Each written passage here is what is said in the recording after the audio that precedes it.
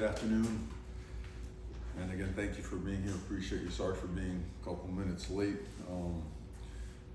Again, coming off our game on Saturday, first of all, I want to thank the fans for hanging in there during those delays or whatnot. No, that's not the most comfortable thing, but they hung in there, provided a really good atmosphere for our guys, and I know our guys really appreciate that. Took care of business and got to play a lot of guys, which was important for our team to develop, the other part of our roster that hasn't had much time. So critically important to not for guys just to play, but to develop and to get quality reps against a good opponent and improve and give ourselves more confidence in playing more guys in other critical situations. And they preserved the shutout and continued to move the ball and score points. And we put that one to bed and quickly got on our opponent for the week. Tremendous opportunity against an excellent football team with a great coaching staff and lots of good players, and our players are fired up and looking forward to it. So, questions, please. Mario, Francis Mariano got named the conference lineman of the week. He graded out really well. Just how have you seen him develop over the course maybe of the last year or so, from the end of last year to now? And do you think he's kind of reaching that potential that he was so heralded at high school? Yeah, our offensive line coach, Coach Mirabal, mentioned it today. Last year, Francis Cece, as we call him, he was a freshman All-American, but he's last year was nowhere near the player then that he is now. He has improved tremendously through an insane amount of time invested in strength and conditioning and film watching, the way he practices. He's taken more than a step. He's taken a couple of steps, and it really has elevated his play to become one of the best players in the country at any position. So, and on top of that, he's a great leader and a member of the Leadership Council. So, can't say enough awesome things about him, and he's just scratching the surface. And to double check, you mentioned Jalen and Annette's injury on the radio this morning. I'm going to double check. Did you say they were going to be ready for Saturday's Yes, game? sir. Okay, just double check. Yes, sir. And with just the offensive line in general having to move a lot background because of injuries, how do you feel the group has done throughout the first 3 games collectively? They've done good and solid in some spurts. I know the big question was Saturday. We were generating a lot of yards on the ground early in the game, first half of the game. It's a little bit of everything as it relates to that, and I know we covered some of that on Saturday, but again, pleased with the way that they work, the way they get after it. We got to continue to ride them because they're such an important part of our team. They are culture driven, hard-working, just real deal guys that them, along with the defensive line, our trenches in general, they get after it and they drive our football team. So I think they've, to answer it a long way, I think they've done well, and I know there's a lot more in the tank, and we'll have the opportunities to prove that. Having a guy like Jalen come back for you guys, missed the last 2 games, and that's coming back too. How important is that against a team like UCF that likes to bring that pressure, likes to blitz a lot? A lot of experience with those guys. Big bodies that move fast, move with power. They're certainly, they're smart, they're unfazed. They provide a lot of, I would say, calm and confidence in the huddle, when they're on the football field. And they can handle a lot. They can make adjustments on the run. They communicate at a really high level. So come to the sideline, before you see it on the tablet, they're already talking about it and explaining what's going on, so that we can make an adjustment and get better, and give ourselves a chance to have more successful plays. So those guys are invaluable. You will be here the rest of the Mondays, but you think you used 78 guys against Van, something like 75 or something against Ball State. You got 10 receivers in week 1, 12 receivers in week 2, 11 receivers in week 3 on the catches. You had Emery come in and play really well. You had Reese in week 4 play really well. Could you have drawn out any better in terms of just getting guys reps, getting guys game reps, getting guys important game film? How valuable is just the totality of all that? Yeah, it's modern day college football with the expansion of seasons, with conference, play being so important, with sometimes red shirts coming into play. You really need to develop every part of your roster you possibly can. In a perfect world, you'd have 125 guys that are capable of helping you out in some way, shape, or form. I could give 24 examples of guys making plays that no one's really had a chance to hear from. A guy like Nick Kelly, you know, who came on here as a walk-on, has been working his tail off for 2 years, has one of the best plays on special teams on kickoff cover. You know, no one heard about it, but for us, ultra valuable. Guys like Elijah Lofton getting out there, he's already played a bunch, but now, you know, he got in the end zone, he got a taste of that, and he's been doing that his whole life, and I did it at the college level, so his role continues to expand.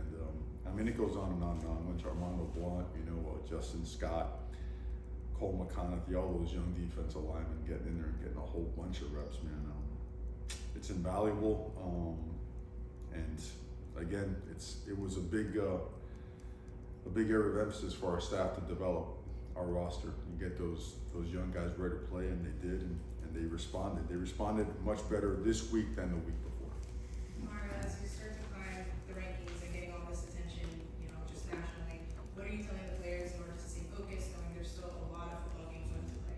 Well, I don't think much has to be said. They're very well aware of the same people that are giving them praise and showering them with all the good stuff, and rankings were the same ones that were, you know, throwing dirt on them and over their grave when things were being built piece by piece. So we really pay very little attention to that. We acknowledge it. We're proud that we are being acknowledged, but it's so in the back of any thought as it relates to our progress, to our drive, to our determination. We just want to get to work. We just want to get better. We just want to go play football. We want to play the Miami Hurricane standard, and we got a lot of work to do to get there. Does the effort that USF shows on tape, does it stand out? It seems like they play with a chip on their shoulder. Mm-hmm. It does. I think their speed, their physicality, the intensity they play with, the way they get to the football, their ability to tackle, get guys on the ground in space, the tempo they play with on the other side of the ball. There's a lot to them that has made them successful. Tremendous amount of respect for their head coach, their coaching staff, know them and have seen them work at other places and what they have been building at USF as well. They got a great football team, and it doesn't take but 3 or 4 clips watching them play the University of Alabama for everybody to realize how drastic, how big of a step, how much of a how good of a team that really is. So the tape doesn't lie, and our guys have a chance to see it, so we're excited for a great challenge. Cam's on the brink of 15,000 yards when you add up all 4 of his years plus the 3 games here. He's like, there's not very many guys in college football history that have thrown for that many. Without even asking him, I'm certain that he does not care. I think when you look at great athletes as they approach milestones, they typically don't care. Why do you think great athletes don't care about numbers? Why are they different than others when they don't get wrapped up in themselves? How does somebody learn that skill? You know, we ironically talked about that today with the leadership council. You know, it almost seems like the great ones, they're just restless. You know, they're almost like grouchy. You know, they're never comfortable. They're uncomfortable in the right kind of way, and they make people uncomfortable in the right kind of way to keep everybody on edge. And the guy's restless. If it doesn't have much to do with us winning and getting better, I don't think he has any interest in it, quite frankly. And it's the right mentality. It's the right mentality. He's got this window to play college football, and he came to Miami for a lot of reasons, and one of them is winning, you know, and proving also that he can help a program be a winner, you know. So the guy is he's laser focused, and you know, when he's that, well, we're seeing what it is when he is that. So. What can you say for the tight end group and the impact they've made year over year? You mentioned Cam Morty's obviously made an impact too, but just the tight end group coming together and producing this year. I think Coach Whittle has done a great job with those guys, and I think that tight end group has done a great job just buying into a couple things. Number one, the weight room, you know, because they're much bigger. They've been into conditioning and speed work because they're more explosive. And they were patient last year. You know, that was tough, right? At Miami, we're so used to tight end production being at a high level. They were patient. They bought in, and they've seen, they reaped the rewards and the benefits of it early this season. I think it's a dynamic group. I do. I do. They're funny as all get out. I mean, they are as different of personalities as you can find. They come in all ages, shapes, sizes, colors, ethnicities. I mean, these guys are all, they're like almost a reflection of our city, you know. And they love to play football. I mean, they love to play football. They're all about it. So that's another group that, in our opinion, is just scratching the surface, and we're going to demand a lot of them because they're capable of it. This is the third team in state that you see already, and obviously there's still one more to go that you see every year, but do you think it's important to play, especially in Florida where college football means so much, it's important to play multiple games against other in-state teams? I mean, we like it, you know, we really do. Now, we treat everybody independently, and, you know, we certainly don't, we focus in on somebody, regardless of where they're at, our opponent, we, you know, we almost eliminate any narrative, subplots or whatnot. It's that opponent. It's the most important game that we have, but obviously, the amount of energy that it brings out, and the alumni and the fan bases, you could tell that obviously there's a lot of passion behind it. So it's good stuff. It's good stuff, and we're just focused on getting better. Lauren, what has been the most impressive thing about this 3-0 start that you've seen from your players? Is it because with these huge leads that you guys have, and they're still fighting through until the clock strikes 0? Well, probably the best thing that I'm fortunate enough to be here and like about this team, these guys really, they love football. They love football.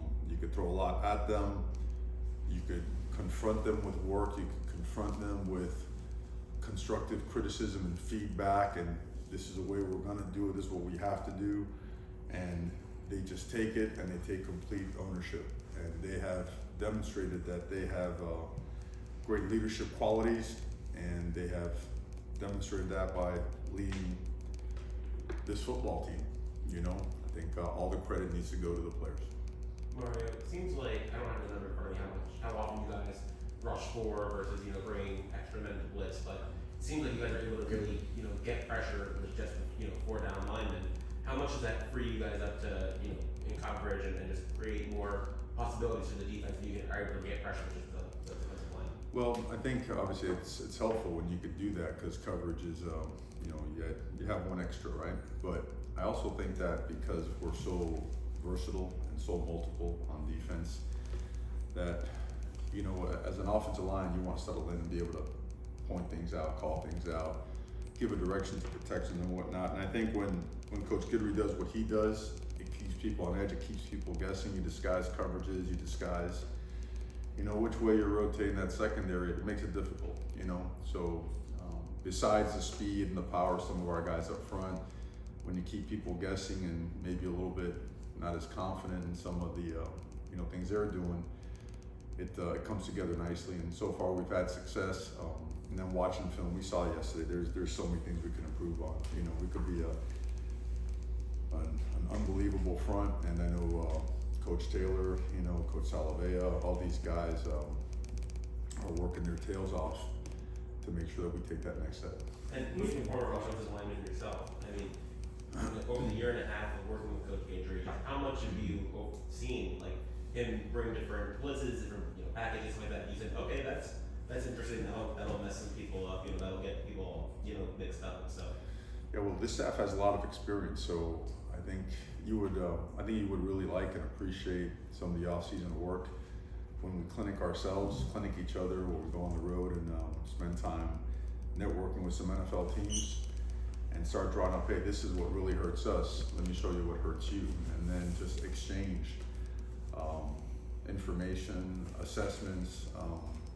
From a self-scouting standpoint, we self-scout each other like opponents so that we can point out the things the tells, right? It seems like everything, every play, every format has a tell, right? And if you can find those tells, you can help yourself or hurt yourself. So Coach Guidry, he really gets you ready. Like, our offensive line has seen so much that come game time, most of the time, we've seen some form or fashion of it. So it's really helpful, and it's really difficult to block. Kind of off topic, do you have a philosophy at kickoffs? Like, if you had your way, would you take a touchback every single time, or is there a time and place where you want Andy to try and place at the 5 and see if you can get someone deeper? Is it just safer to The perfect kick is, outside the hashes at the one deep, something like that. So you could cover, because you're really, you've cut the field more than in half, right? You're playing on a third of the field. That's really hard to do, so instead of taking a chance, he's always doing everything possible to kick it out of there. Now there was, the surface was slippery on Saturday. We had a couple slips. It was just, it was a broad, it wasn't related to anything with out of the first. No, it's a good question because, for example, Darius Hayes, right? Man, he's been playing lights out on kickoff. Bobby Washington been playing lights out on kickoff. Cam Pruitt, all these highly touted freshmen. When Miami was always good, you had Michael Barrow, right? Darren Smith, Jesse Armstead, Darrell Williams, all these guys just running down and splattering people, right? Well, over time, these guys finally started understanding that playing well on special teams, angles, right, leveraging the football, getting guys on the ground, tackling, blocking, and that's going to lead to better play on offense and defense. So those guys have really bought in. They're doing a great job. Dylan Day, what a spectacular game he had. So a lot of freshmen are contributing on special teams, and it's not to preserve anybody. We really are playing our best guys on special teams everywhere we can because we want the DNA of our team to show in the way we play special teams. So now you had a chance to watch the film. What did you see with the Wesley play when he hit the quarterback? And what is your message to the guys about balancing being smart and being aggressive? I think he was smart. I think I didn't think he hit him high. I know it was one of those bang bang quick plays, and I don't know if they had a chance to review it thoroughly. I thought he took a great angle, a great pad level, and they feel that the crown of his helmet was a little bit high. So that's what came up with it. We don't, what's the right word so I don't get myself in trouble? Sorry, I'll work on it. But we don't want to in any way, shape, or form minimize the aggressiveness of our team, but we stress discipline. We don't play dirty. That's something we wouldn't do it with my own son, but we want to be physical, and I think I wouldn't change anything about Wesley's style. That guy plays football the way it's supposed to be played, and he's another one that is doing this. Thanks, Coach. Okay, thank you guys. Appreciate it.